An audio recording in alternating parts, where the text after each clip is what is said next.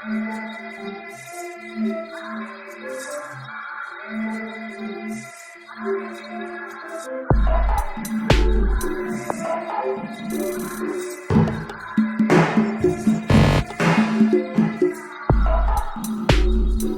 arte, né, eu vejo ela como uma ferramenta importante para levar informação para as pessoas sobre a nossa cultura.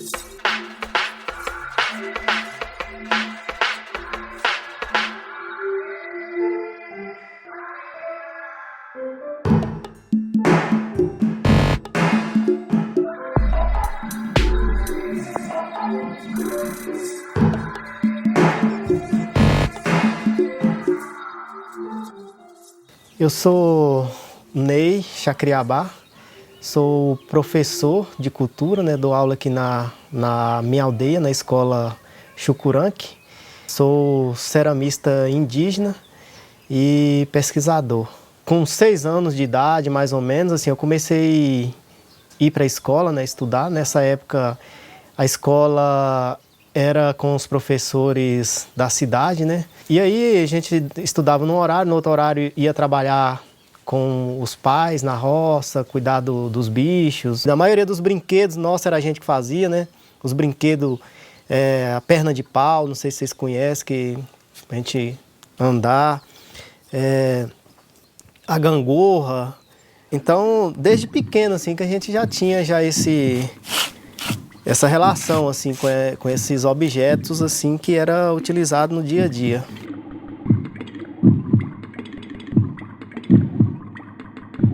Estudei até a 4ª série na aldeia, mas a gente tinha dificuldade porque os professores que vinham da cidade, eles desistiam no meio do ano, iam embora, a gente ficava algum tempo sem estudar. Era só até a 4ª série, depois eu tive que estudar na cidade. Quando terminei, já fui escolhido pela liderança para ser professor indígena. E aí eu entrei na escola como professor de arte. E hoje eu estou dando aula também de cultura nas turmas do 5º ao 9º ano e do ensino médio. Assim que a gente entrou, né, as lideranças já colocou para nós qual seria o papel de um professor indígena, né, que era fortalecer as práticas tradicionais e fazer essa retomada dessas práticas. Coisa que não acontecia quando a escola era com os professores da cidade, que eles não tratavam da cultura dentro da sala de aula. A gente, muitas vezes, era até repreendido, dependendo se fosse fazer alguma manifestação cultural. Não tinha aquela questão de respeitar os dias sagrados, as coisas que a gente tinha, que era de hábito da gente. Quando vem a escola indígena com os professores toda da aldeia, essas práticas passou a ser fortalecidas dentro da própria escola.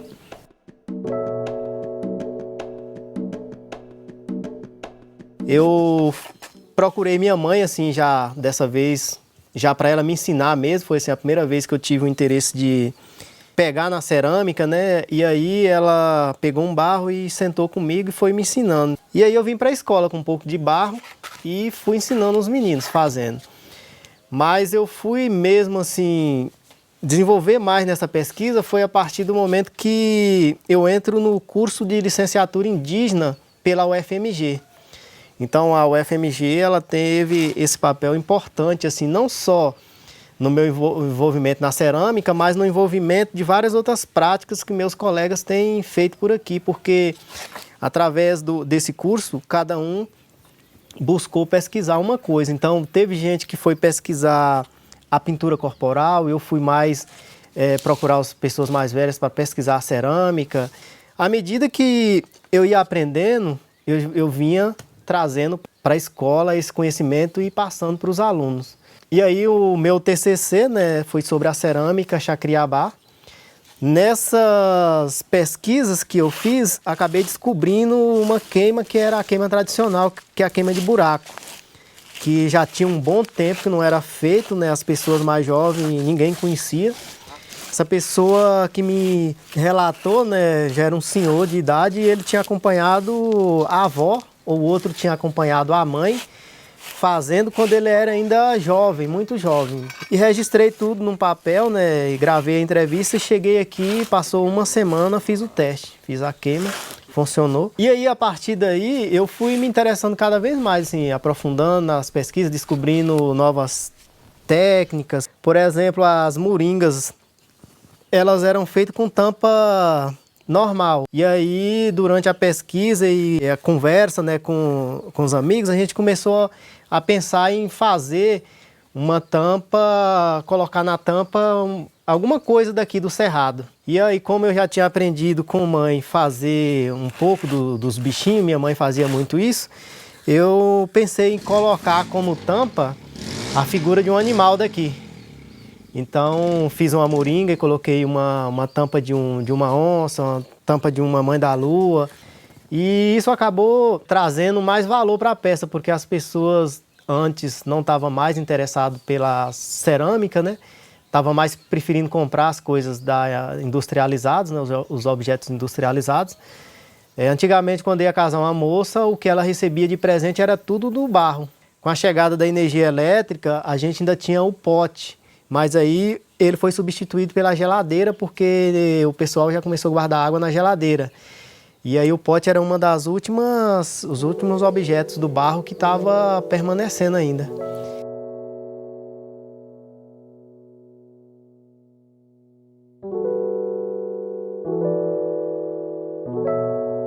Hoje as pessoas passaram a se interessar pela cerâmica. Então, além da tampa, a gente usa a pintura, os traços da pintura corporal nas peças.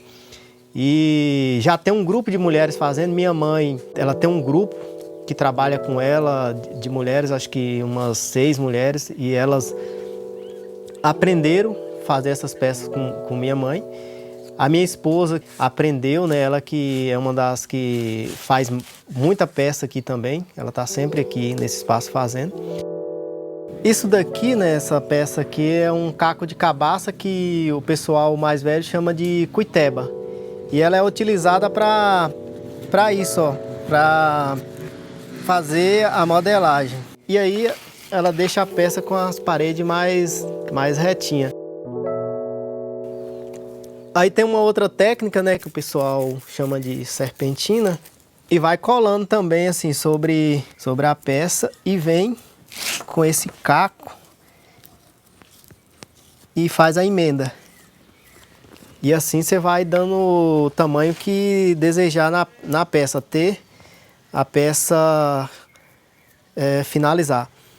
Depois que termina todo o processo, que a peça enxugou um pouco mais, talvez no outro dia, ou se o tempo estiver seco, a gente deixar no sol. Aí é o polimento que é feito com essa semente. Sementezinha chamada de mucunã. Na cidade o pessoal conhece por olho de boi. E aí ela é usada para passar. Essa peça aqui não está no ponto ainda, então ela não vai dar o brilho, nem vai funcionar como polimento, mas ela é passada assim na peça, dá uma cobertura na peça todinha, que ajuda a compactar a peça. Aí você vai pôr água, vai segurar na moringa. E a tinta, que é natural também, que é feita do toá, que é um pedaço de pedra, tipo um minério, né, bem leve e que dissolve fácil. E aí ele é utilizado para fazer esses desenhos na peça, que são de várias cores. Tem branco, tem mais marrom, que é o que vai dessa cor mais escura, vermelho e várias outras cores.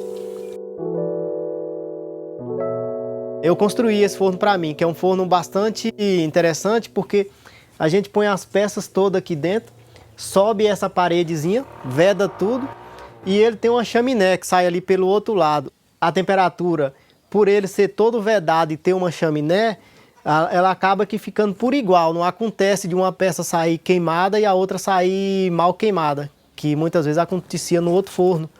Que as peças que estavam mais embaixo saía bem queimada, e as peças que estavam mais em cima saía menos queimada.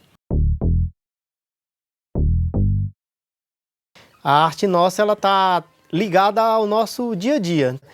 E a arte do não indígena, muitas vezes, né, ela é uma arte feita mais para ir para o museu ou para uma galeria, para ser desligada da vida, para você chegar lá e ficar mais só observando e admirando aquilo.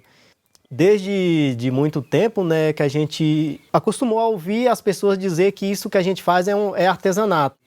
E muitas vezes quem fala isso é o não indígena. Mas, de certa forma, a gente percebe, principalmente assim, fora do meio indígena, que essa expressão artesanato é uma forma de diminuir o trabalho daquela pessoa. Aqui para nós, Chacriabá, se a gente for falar a palavra artesanato, ela é bem mais aceita, mas a gente sabe que aí fora tem essa questão. Então eu gosto de falar mais arte, né, para também colocar essa importância no trabalho da gente.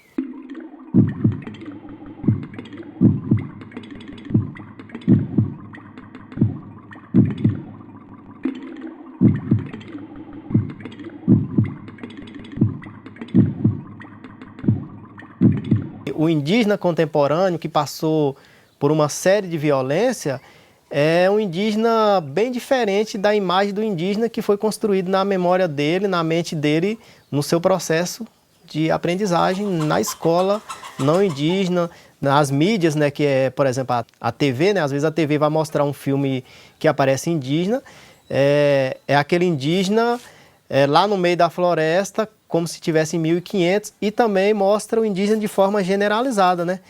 Porque hoje no Brasil são mais de 300 povos falando mais de 300 línguas, cada um com seu costume, com sua característica e também com sua língua diferente. E isso muitas vezes não é mostrado para as pessoas. As pessoas acham que indígena, muitas vezes nem usa o termo indígena, ele fala índio, como se fosse tudo igualzinho, tudo igualzinho.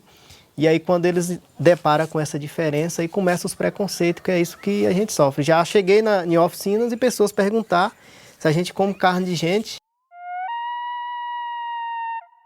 Uma das diferenças que tem do trabalho, das criações indígenas, né, é que a gente não é dono daquele trabalho. Por exemplo, eu faço essa moringa, mas eu não sou exatamente o dono dela, porque isso aqui ela nasceu de um conhecimento coletivo, um conhecimento ancestral que eu aprendi com as pessoas mais velhas e que, de certa forma, esse objeto não pertence a mim, mas pertence ao meu povo.